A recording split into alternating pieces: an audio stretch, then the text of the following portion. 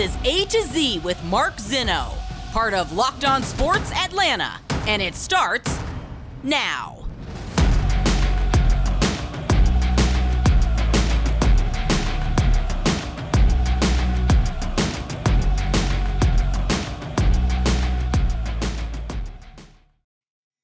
Good afternoon. Welcome to A to Z here on Locked On Sports Atlanta, where today I remind you everybody's got a list. Welcome in. We are live here on this Tuesday. Appreciate you guys starting your day with A to Z on Locked On Sports Atlanta. Of course, give us a follow on Twitter at Locked On ATL. I'm at Mark Zinno, MarkZinno. A lot to get to on today's show, including the Falcons kicking off training camp. We will get to that as well. Braves stumble last night. We'll talk a little bit about that as well, and an NFL list, of course, that bears discussing. All that coming up here today on the show, and appreciate you guys taking part in Locked On Sports Atlanta and being part of every show here on the network. First segment here brought to you by our friends at Dave the app. We'll get to that coming up, but I wanted to start with the Braves real quick, just to let everybody break down what happened last night. An unfortunate loss to the Philadelphia Phillies, and really, as Grant McCauley had said on our postcast last night, it was two pitches that did the Braves in that really led to all 5 runs. A.J. Minter comes in with a 4-3 lead in the 8th inning and was not able to hold things down the way you expect him to. He got the first 2 outs in the 8th very quickly, and then a single, an infield single, and a blast, and all of a sudden the Braves were down 6-4 rather, and couldn't get out of it. So an unfortunate stumble. They fall 2 games back, 3 in the loss column right now to the New York Mets. And, the Mets are starting a big series with the Yankees. So if you get fortunate, then maybe the Yankees can take some games from the Mets and the Braves can slide right in here. So we'll see how it works out. But again, got to take care of things tonight as you get Spencer Strider against Aaron Nola, which should be a very good pitching matchup. And the total still set at 8. If some of you guys are into that, you can go find that out at certain betting websites, which is a very high number given these 2 stars. I think Spencer Strider gets right back on track here after the All-Star break. And, of course, Aaron Nola has pitched really well against the Braves this year. So we'll get to more and dive into some of the Braves stuff here before the end of the show. But I wanted to start talking about the NFL because training camps are opening all across the league, and it is starting to get that warm and fuzzy feeling that football is back. And the Athletic, Mike Sando of the Athletic, and he's done this every year. He does his quarterback tiers. We always talk about this, or at least I do every year, the quarterback tier list that comes out. And basically what Sando does is he talks to 50 NFL coaches and executives, 6 general managers, 8 head coaches, 10 evaluators, 12 coordinators, 6 quarterback coaches, 7 execs, and a whole list of people. And they put together this ranking of tiers, 1, 2, 3, 4, and I think there's 5. I don't know if there's 4. Anyway, so, and they rank all the quarterbacks essentially for scoring scale. And I'll read down to the top 10, and it shouldn't surprise anybody where it is. As Aaron Rodgers is 1, Patrick Mahomes is 2, Tom Brady is 3, Josh Allen 4, Justin Herbert 5, Joe Burrow 6, Matt Stafford, that's tier 1, by the way. Matt Stafford starts tier 2.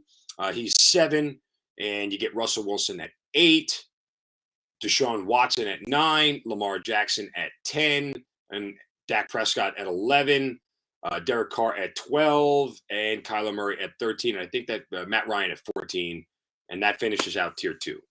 Now, what came out of this list more than anything, manifestly, was what one exec had to say about Lamar Jackson.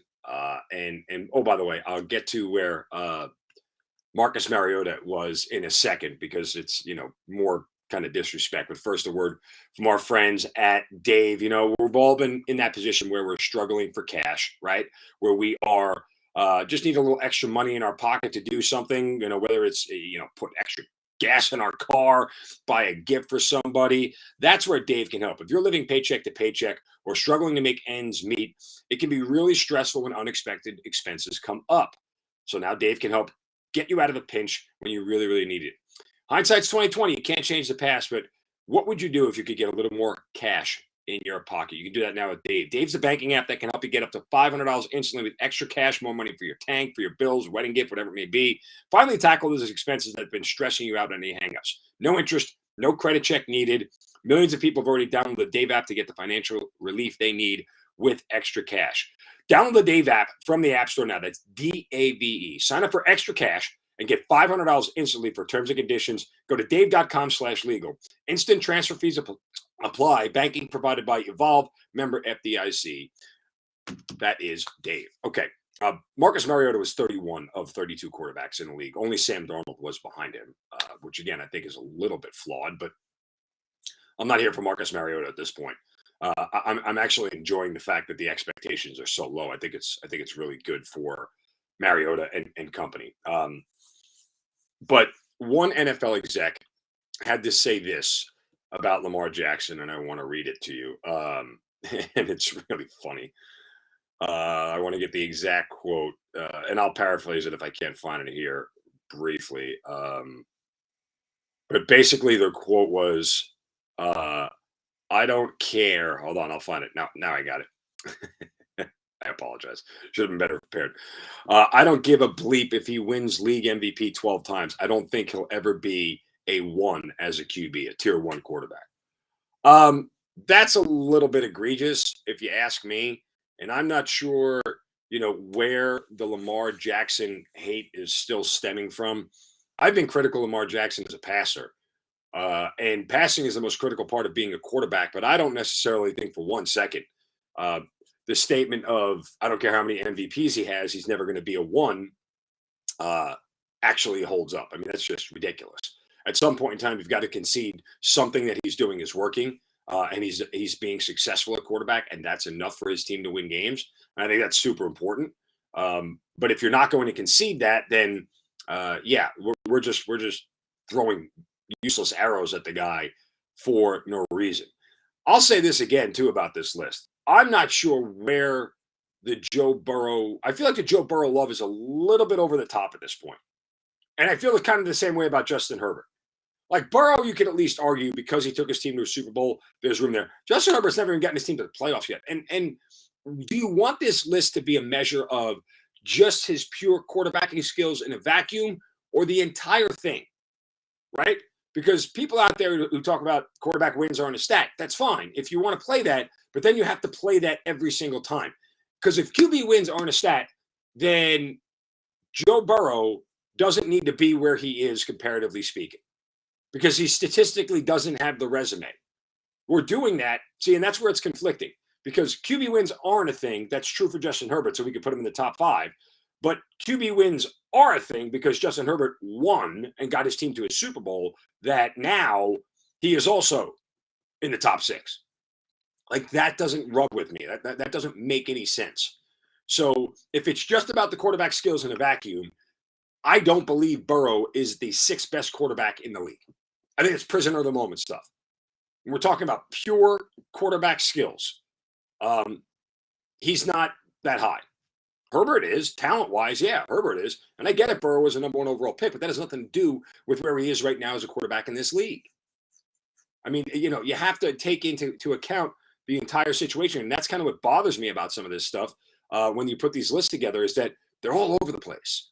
They really are. Like, they're genuinely all over the place, and it's very hard to figure out which way is up with some of these things. The lists are fun to look at, and they're fun to read, and I get it. It's an opinion for everybody, but still, I mean, I could argue that Matt Ryan, from a quarterback skills standpoint, is better than Joe Burrow. I mean, as much as we bang on Matt Ryan's arm, Burrows isn't like elite. It's not an elite level arm talent. It's not Mahomes. It's not Rodgers. He's not up in that. It's not Allen. He's not up in that class arm talent wise, and neither is Matt Ryan. So, it's a question of the prism in which you want to put these things. I think some guys, again, they view one guy one way and another guy another way, and that sort of bothers me. But check out the list for yourself. It's on The Athletic. It's really good. I enjoy it every year, and so that's why we talk about it. All right, coming up next, some expectations and camp battles for the Atlanta Falcons as they get training camp underway. That's next right here on A to Z on Locked On Sports Atlanta, free on YouTube and wherever you get your podcast. Search Locked On Sports Atlanta.